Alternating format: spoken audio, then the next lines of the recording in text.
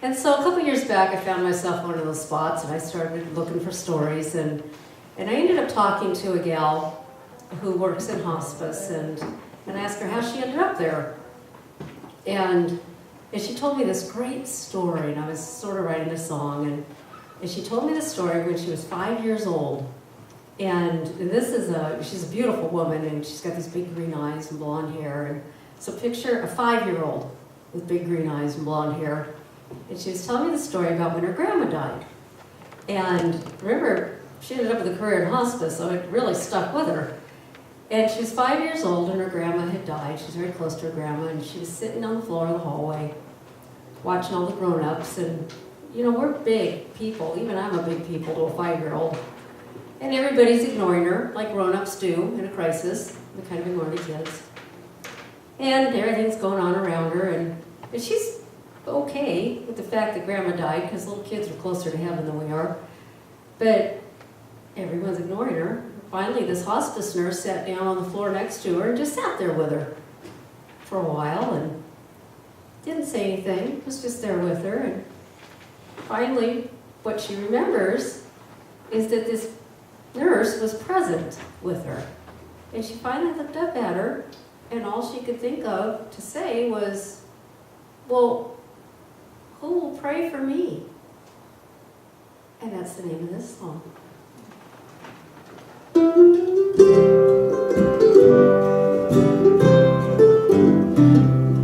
My brother called today.